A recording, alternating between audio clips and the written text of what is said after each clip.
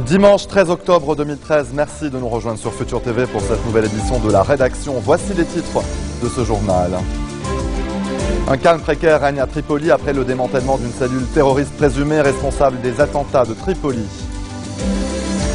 Le patriarche maronite Shaharahi dénonce les campagnes qui visent à torpiller le processus de formation d'un nouveau cabinet au Liban.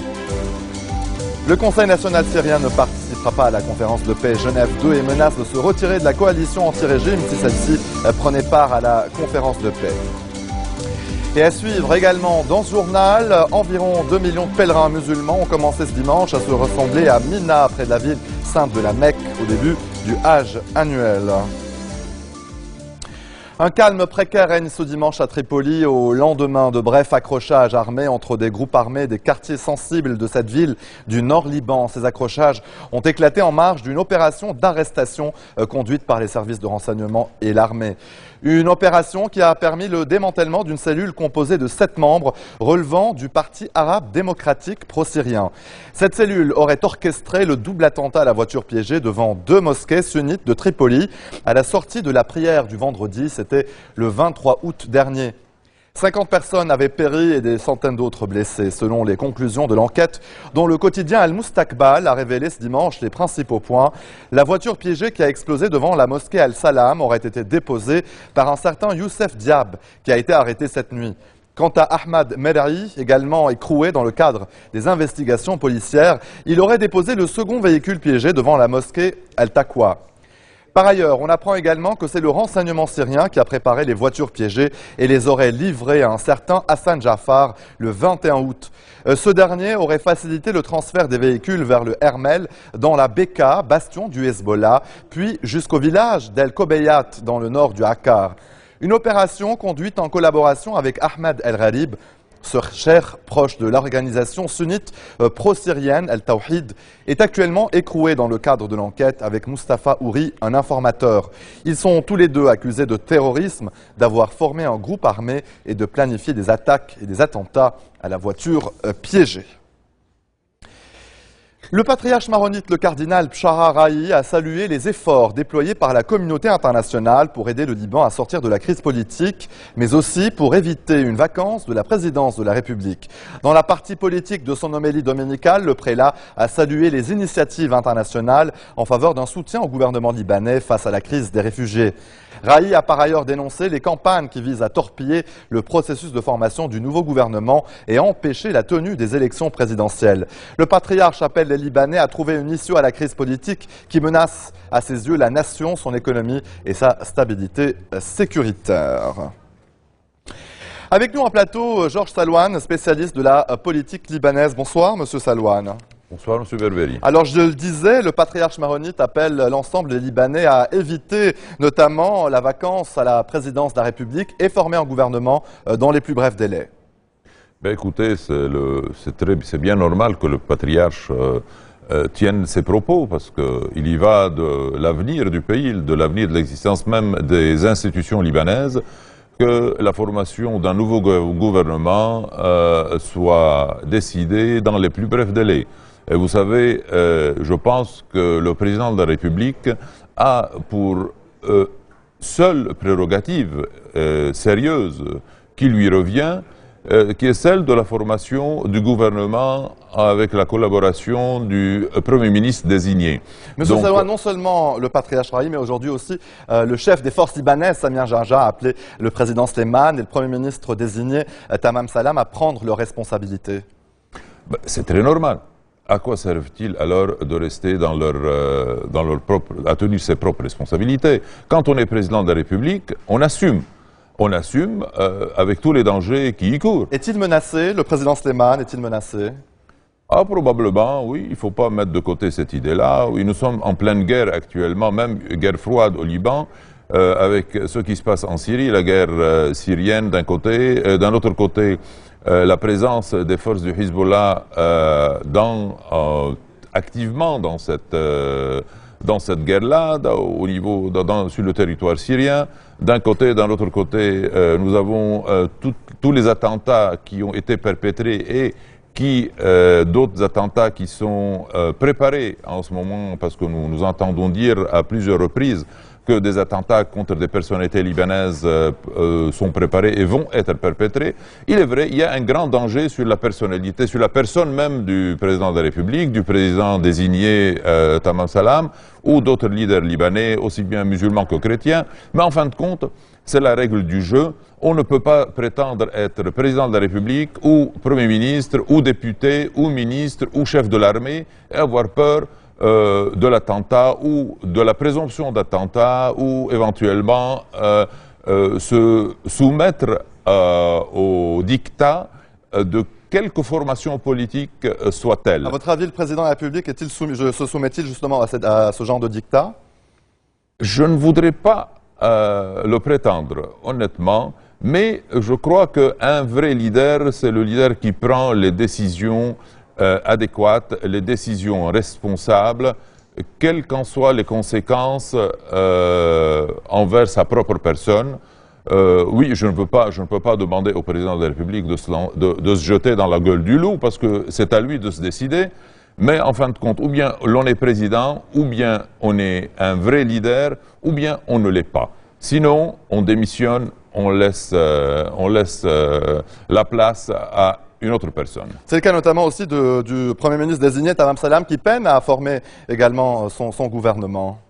Ben écoutez, hélas, vous savez, le monsieur Tamam Salam, au niveau de la personne, au niveau du caractère, au niveau c'est une personnalité qui a toutes les qualités de former et de présider un gouvernement libanais. A-t-il les mains liées, M. Salouane?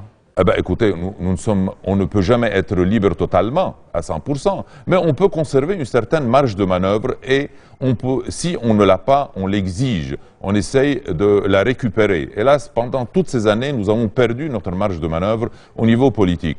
Mais je crois qu'en ce moment, le président Salam, et c'est un appel que je lui lance, c'est à lui d'exiger de reprendre la marge de manœuvre qui lui revient en tant que président du Conseil désigné. Et j'en appelle aussi au président de la République de prendre sérieusement la prérogative de la formation d'un nouveau gouvernement et de ne plus tergiverser et de laisser faire. Nous sommes à quelques mois des élections présidentielles. Monsieur Salouane, peut-on envisager un gouvernement sans le Hezbollah? Peut-être, ça pourrait être difficile d'envisager un tel gouvernement, mais au cas où le Hezbollah refuse totalement de céder, refuse totalement d'essayer comment dirais-je, de laisser place à la formation d'un vrai gouvernement libanais, eh bien, il y a un choix à faire. Il y a un choix à faire. Il nous reste, Monsieur Salouane, 1 minute 30 en tout cas avant la fin de cet entretien. Peut-être un mot sur cet anniversaire. Nous sommes le 13 octobre 2013. Il y a 23 ans, le général Aoun était menacé aux portes du palais présidentiel et donc quittait pour Paris. Quel souvenir gardez-vous de cette date dans l'histoire du Liban? Ben écoutez, c'est un souvenir triste, c'est un souvenir amer, aussi bien pour moi en tant que Libanais que pour tout le peuple libanais.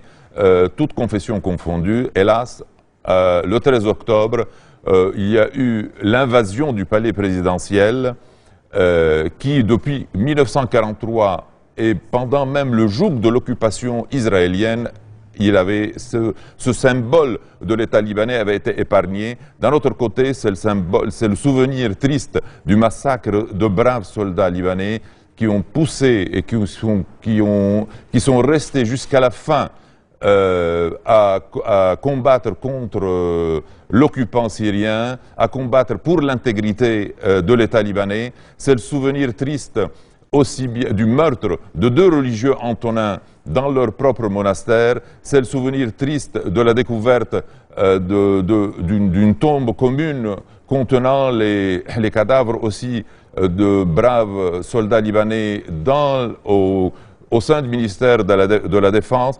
Hélas, c'est le souvenir triste et amer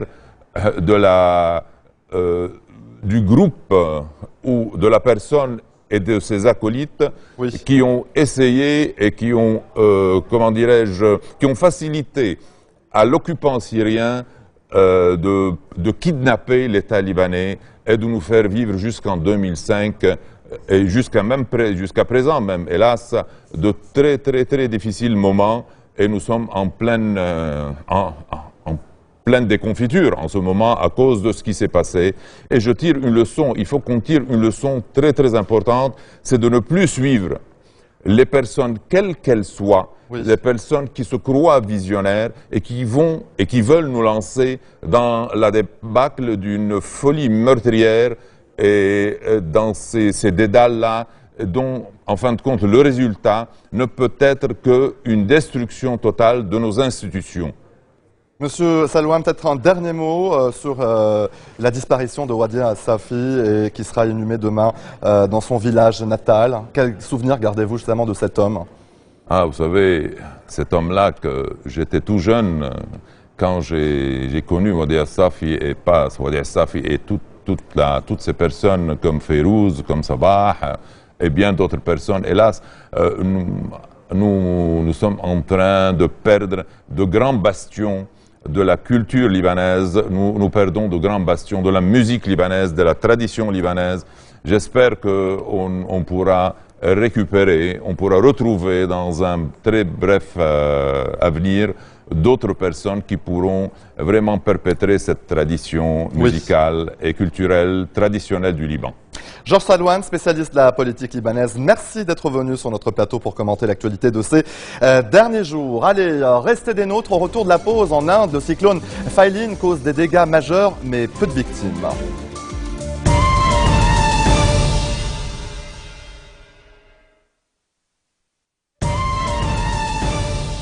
Retour sur le plateau de l'info, le Conseil national syrien ne participera pas à la conférence de paix Genève 2, une déclaration de son chef Georges Sabra à l'agence France-Presse. La coalition avait auparavant fixé comme condition à sa participation le départ du président Assad. Le Conseil national syrien menace par ailleurs de se retirer de la coalition anti-régime si celle-ci prenait part à la conférence de paix. Les combats se poursuivent entre djihadistes et rebelles dans la métropole d'Alep, au nord de la Syrie. Près de 50 combattants auraient péri, des accrochages qui illustrent les rivalités entre ces deux groupes engagés contre le régime syrien.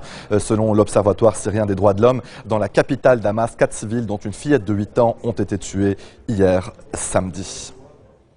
Allez, en bref, dans le reste de l'actualité, l'Inde découvre les dégâts causés par le cyclone Failin qui a frappé le nord-est du pays. L'évacuation de centaines de milliers d'habitants avant l'arrivée de l'ouragan aura permis de sauver de nombreuses vies. Le bilan pour l'heure ne fait état que de 7 victimes. En revanche, les dégâts matériels sont considérables. Plus de 800 000 fonctionnaires américains jugés non essentiels sont encore au repos forcé. Dans une nouvelle allocution, Barack Obama a pressé une fois encore ses adversaires républicains à voter la réouverture des services fédéraux et le relèvement à long terme du plafond de la dette. Le Congrès a jusqu'à jeudi. La Banque mondiale a prédit une catastrophe pour le monde en développement si aucun accord n'est trouvé. Environ 2 millions de pèlerins musulmans ont commencé ce dimanche à se rassembler à Mina, près de la ville sainte de la Mecque, au début du Hajj annuel. Le Hajj qui est pour le moment épargné par l'épidémie de coronavirus, selon les autorités saoudiennes. Le ministre saoudien de la Santé a déclaré aux journalistes ce dimanche qu'aucun cas de contamination par ce virus n'avait été recensé parmi les pèlerins, alors que le virus, baptisé syndrome respiratoire du Moyen-Orient, a fait cette année 60 morts dans le monde, dont 51 en Arabie saoudite. Et c'est ainsi que se referme cette édition. Voici tout de suite le rappel des titres. Un calme précaire règne à Tripoli après le démantèlement d'une cellule terroriste responsable des attentats de Tripoli. Le patriarche maronite Chararaï dénonce les campagnes qui visent à torpiller le processus de formation d'un nouveau gouvernement au Liban. Le Conseil national syrien ne participera pas à la conférence de paix Genève 2 et menace de se retirer de la coalition anti-régime si celle-ci prenait part à la conférence de paix. Et environ 2 millions de pèlerins musulmans ont commencé ce dimanche à se rassembler à Mina, près de la ville sainte de la Mecque, au début du Hajj annuel.